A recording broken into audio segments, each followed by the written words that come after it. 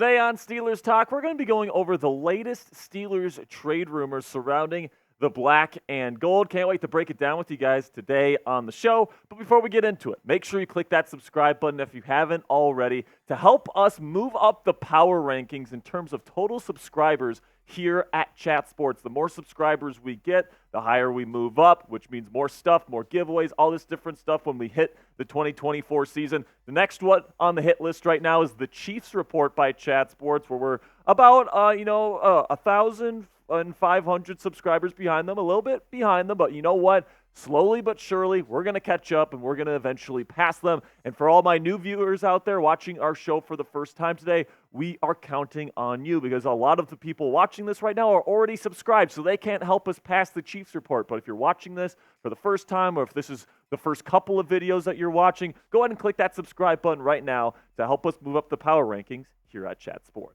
So let's start here with a very interesting trade rumor here at the wide receiver position. And listen, the DK Metcalf stuff, the Brandon Ayuk stuff, the Courtland Sutton stuff, maybe that doesn't happen, but maybe a more realistic option here that's plays for the San Francisco 49ers right now is Jauan Jennings, who has not reported to 49ers OTAs to this point as he seeks a new contract. And because he is very squarely the third wide receiver in that wide receiver room in San Francisco, I do think that San Francisco might be willing to trade him for the right price if the Pittsburgh Steelers feel like he is a fit. So that is the question. Should the Pittsburgh Steelers consider bringing in Jennings to be their next wide receiver 2 heading into the 2024 season? So Jennings is 26 years old, so he's still relatively young. He brings some really nice size. He's actually the same exact height and weight as Michael Thomas, who we've talked about as a free agency option here on the show at 6'3", 212 pounds. He can play both on the outside and on the inside in the slot. He's a good run blocker. You have to be playing in Kyle Shanahan's offense there in San Francisco. And out of the 3 receivers that are there in San Fran, I do think he's probably the most gettable wide receiver on their depth chart. They just added a couple receivers in the draft. Ricky Pearsall was a first-round pick, so maybe, Jauan Jennings for the right price. It seems like he wants a new contract. I doubt San Francisco wants to pay him. It's definitely possible that he could be traded to the Steelers if they're interested. Last year, he had 19 catches, so not really all that much production. But he had some really big catches in the postseason, some really clutch catches in really tight spaces. Only had 1 touchdown. So that playoff run is probably why he's seeking a new contract, because he probably understands this might be his last time to cash in. He's got about a $5 million cap hit for 2024 if he's traded to the Steelers. So keep that in mind. So not the most productive receiver, but somebody that did have a good run during the playoffs last year. And I think that the 49ers might be willing to move him for a 7th-round pick, especially if Jennings says, I'm not going to training camp or I'm not going to mandatory mini camp. And the 49ers might just say, we got Ricky Pearsall here. He can play the slot. We'll just plug him in there his rookie season, and we'll trade Jennings for a 7th-round pick. That's probably as much as I'd be willing to offer for Jennings at this point if I were the Steelers. But let me know down there in the comments section, would you accept this trade if you were GM Omar Khan? Type A if you would accept it, or type D if you're going to decline it. This is going to be the pinned comment on today's show. So YouTube's going to throw you an ad break here in just a couple of seconds. And when that happens, take advantage of that time by answering today's pinned question. So my answer to whether I would accept or decline is that it depends when it comes to Jauan Jennings. And what it really depends on for me, guys, is one, what exactly is Jennings looking for in a new contract, all right? How much does he want to get paid? Because, he's slated to make about $5 million this year. That's not nothing for a number 3 receiver, and he's not attending OTAs because he wants a bigger salary. He wants more money. So listen, if he wants like $10 million per season, $15 million per season, there's no way I'm giving him that. Even for a pretty decent trade of just a 7th-round pick for Jauan Jennings, I'm not willing to pay this guy like a 8 figures to be the number 2 receiver that's probably going to end up being the number 3 receiver by the end of the year. I'd be fine paying him the $5 million per season. It's a little bit less than that on his current contract, but if the Steelers want to sign him to like a 2 or a 3-year deal where he's making about $5 million per year, that's about as much as I'm willing to pay a guy like Jauan Jennings, who has never really been a legitimate, even number 2 option in the National Football League. He's had some nice catches. He has some good moments. I think he's a pretty decent fit with the Steelers offensively, but he's definitely not somebody I'm overpaying for at this juncture. Now let's move on to a trade candidate instead of a trade target here. Dan Moore Jr., the offensive tackle here, I think is probably the most likely Steeler on the roster to get traded this offseason, okay? And the reason why I say that is because he said this week that he's not comfortable playing right tackle, which means he's not comfortable being the Steelers' swing tackle this year and being a backup option for the Steelers, okay? And that inherently makes him less valuable to the Pittsburgh Steelers if Troy Fautanu, their first-round pick, ends up starting this year. It's really starting to give me a similar vibe to Kevin Dotson last year. I mean, we know the Steelers brought in Isaac Seumalo to replace him. Kevin knew that, and he just didn't seem like he was super chipper during this time of the year, and it just kind of seemed like he wanted a fresh start. The Steelers eventually obliged and gave him to the Los Angeles Rams, where he became one of the best guards in football last year, according to Pro Football Focus. So this gives me a similar vibe, and if you're the Pittsburgh Steelers, if this is not somebody that wants to be a swing tackle for you, you can make an argument that the best value that he brings to your team is that you can get something for him in a trade while you still can before he hits the open market as an unrestricted free agent in 2025 next year. And I do think he probably gets traded at some point this year because I think Fautanu is going to be able to take a starting spot on the offensive line by the trade deadline. So even if he doesn't get traded in the offseason, I do think he probably gets traded by the trade deadline. There's going to be teams that need left tackle help. Dan Moore Jr. has starting experience in the league. But there's definitely a case to be made that Dan Moore Jr. won't get traded this offseason either because you really don't know with Troy Fautanu, who has been really struggling in the early practices, in rookie minicamp and in the early days of OTAs. It's been a little bit of a rough go for the rookie out of Washington. So you can definitely make an argument here that Steelers should wait and kind of just wait and see here. And if Fautanu and when he eventually takes that starting spot, then you can deal Dan Moore Jr. But dealing Moore before Fautanu is ready to play in the National Football League might not be the best decision. Now, predict it for me down there in the comments section. Will Dan Moore Jr.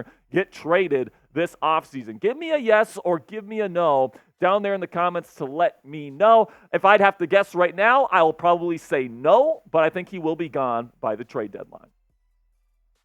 So now let's talk about this interesting article here from Bleacher Report where they had a bunch of trade ideas for teams around the National Football League that could still happen, or the way they put it, make too much sense, okay? And 3 of those trades involve the Pittsburgh Steelers. So let's go over all of these trades one by one, starting with trading Justin Fields, who they just acquired via trade this offseason, to the Raiders, okay? So this is the trade idea that they came up with. So the Steelers would kind of flip Justin Fields, trading a conditional 6th-round pick for him, getting a 3rd-rounder back from the Las Vegas Raiders, so Omar Khan kind of working his magic there, and then you get a 2025 6th-round pick swap. This is what the article's author, Gary Davenport from Bleacher Report, had to say about why he thinks Fields would make too much sense going to the Raiders. If the Raiders are serious about competing in the AFC West this season, Fields would be a sizable upgrade at the game's most important position.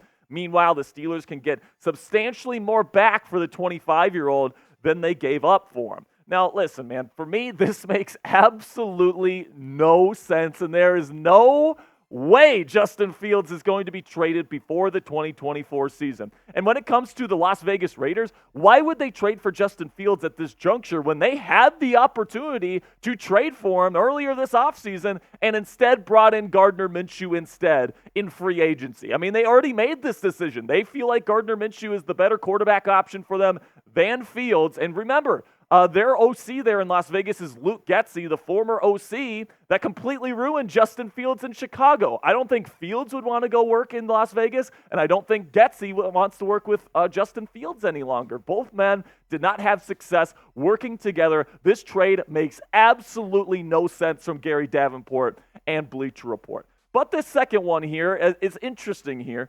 Najee Harris to the Dallas Cowboys, all right? And I know people are going to be upset when they see the terms of this potential trade. A conditional 6th-round pick that could be turned into a higher draft pick if he hits a certain threshold of reps or whatever the case may be, and the Cowboys get Najee Harris in this deal, and kind of a steal, in my opinion, for the Cowboys if this ended up happening. This is what Gary had to say about this potential trade. The Steelers have another running back on the roster who has been consistently more explosive than Harris in third-year pro Jaylen Warren, who averaged north of 5 yards a carry last year. Harris may not be a game changer, but he's a durable chain mover, and given the Cowboys' win-now mentality, a conditional pick for Harris that could escalate based on performance is a reasonable cost. Now, you guys know, when it comes to Najee Harris, I don't think it's impossible that he gets traded at some point during this year, but I think it's highly unlikely it happens during the offseason. I think they want to go into the year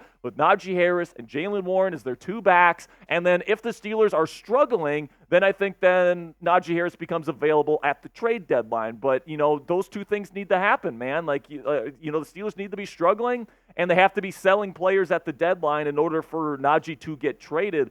Now, obviously, the Steelers declined Najee's fifth-year option this year, so you can definitely make a case this is his final year in Pittsburgh. But with the running back room the way it's looking right now, I don't think Najee Harris is on the trade block, and I don't think he gets traded. And if they do trade him, it's not going to be for a conditional sixth-round pick. No way. That is what the Steelers are going to take in a trade for him. I think at the very least it would be a fifth-round pick that maybe be conditional there that could move up to a fourth or a third based on performance. But man, sixth-round pick, no way they let Najee Harris go this offseason for that price tag. But then, Gary turns it around a little bit here, and he has the Steelers acquiring Courtland Sutton in a trade. And you guys know that I've been on the Sutton train for a while here. I think it would be an excellent move by the Steelers. And he projects here a trade, Courtland Sutton to the Steelers and a fifth-round pick in 2025 in exchange for a third-round pick next year and a sixth-round pick going to the Denver Broncos. This is what Davenport had to say about this trade. The Steelers need a more proven commodity opposite George Pickens. Sutton also has a built-in rapport with Russell Wilson after 14 touchdowns over his first 5 seasons. The receiver had 10 playing with the veteran signal caller a year ago. So listen, guys, I am all over this Courtland Sutton trade idea. If the Broncos are willing to get rid of him, and after June 1st, I think that they might, I think that this would be an excellent move by the Pittsburgh Steelers, adding a legitimate, bona fide number 2 wide receiver option that has legitimate chemistry and built-up chemistry with the current quarterback of the Steelers and Russell Wilson. Caught 10 touchdown passes from him last year. He'd be a red zone threat. He would provide size and a good run blocker to the Steelers offense. It wouldn't put as much pressure on Roman Wilson to establish himself as a legit number 2 option right out of the box. And it just overall makes the Steelers offense that much more dangerous and would be the cherry on top of what has been an excellent offseason for GM Omar Khan to this point in time. Now it's your turn. Let me know down there in the comments section, who would you like to see the Pittsburgh Steelers trade for this offseason? Is it a wide receiver? Is it another position that I'm missing here? Let me know down there in the comments section. Who do you want Steelers to trade for this year? Now I want to give a little bit of a birthday shout out here to my man, Tom Manson. I hope I'm saying Massino. I hope I'm saying that right, man. I got a little bit of a birthday request today, so I wanted to give my man Tom Massino, hope I'm saying that right, 916, otherwise known as Jack, down there in the comment section. Really do appreciate your support there, Tom Massino. Now make sure you click that subscribe button if you haven't already. Help us pass the Chiefs report today by clicking that subscribe button. If you enjoyed yourself today and you want daily and free premium Steelers content right here on YouTube, this is going to be the place for you. Make sure you click that subscribe button right now.